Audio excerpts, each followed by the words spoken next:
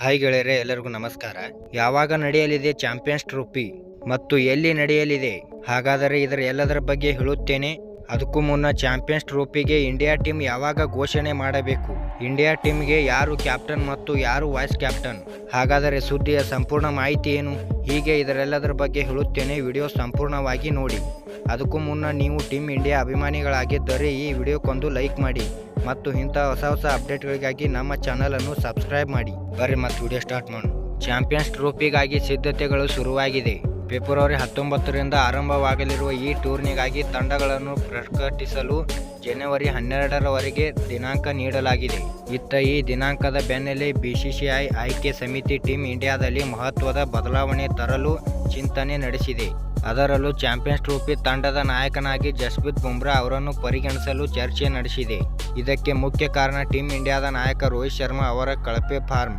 Australia ವಿರುದ್ಧದ test ಸರಣಿಯಲ್ಲಿ ಅತ್ಯಂತ ಹೀನಾಯ ಪ್ರದರ್ಶನ ನೀಡಿರುವ ರೋಹಿತ್ ಶರ್ಮಾ ಚಾಂಪಿಯನ್ಸ್ ಟ್ರೋಫಿಗೆ ಹೇಗೆ ಪ್ರದರ್ಶನ ನೀಡುತ್ತಾರೆ ಎಂಬುದೇ ಚಿಂತೆ.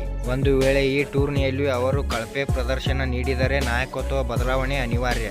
ಆದರೆ ಪ್ರಸ್ತುತ ಭಾರತ ಏಕದಿನ ತಂಡದ ಉಪನಾಯಕ ಶುಭ್ಮನ್ ಗಿಲ್ಗೆ ಅನುಭವದ ಕೊರತೆ ಇದೆ. ಹೀಗಾಗಿ ಚಾಂಪಿಯನ್ಸ್ ಟ್ರೋಫಿಯಲ್ಲಿ ಅವರಿಗೆ ಉಪನಾಯಕನ ಸ್ಥಾನ ನೀಡದಿರಲು ಬಿಸಿಸಿಐ ಆಯ್ಕೆ ಸಮಿತಿ ಚಿಂತಿಸಿದೆ.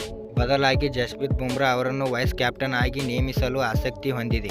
ಈ ಮೂಲಕ ಚಾಂಪಿಯನ್ಸ್ ಟ್ರೋಫಿಯಲ್ಲಿ ರೋಹಿತ್ ಶರ್ಮಾ ವಿಫಲರಾದರೆ ಆಡುವ ಬಳಗದಿಂದ ಅವರನ್ನು ಕೈಬಿಟ್ಟು ಜಸ್ಪ್ರೀತ್ ಬುಮ್ರಾಗೆ ಕ್ಯಾಪ್ಟನ್ ಪಟ್ಟ ನೀಡಲು ಬಿಸಿಸಿಐ ಪ್ಲಾನ್ ರೂಪಿಸಿದೆ. ಹೀಗಾಗಿ ಮುಂಬರುವ ಚಾಂಪಿಯನ್ಸ್ ಟ್ರೋಫಿಯಲ್ಲಿ ಗಿಲ್ ಬದಲಿಗೆ ಉಪನಾಯಕನಾಗಿ ಜಸ್ಪ್ರೀತ್ ಬುಮ್ರಾ ಕಾಣಿಸಿಕೊಳ್ಳುವುದು ಬಹುತೇಕ ಖಚಿತ ಎನ್ನಬಹುದು.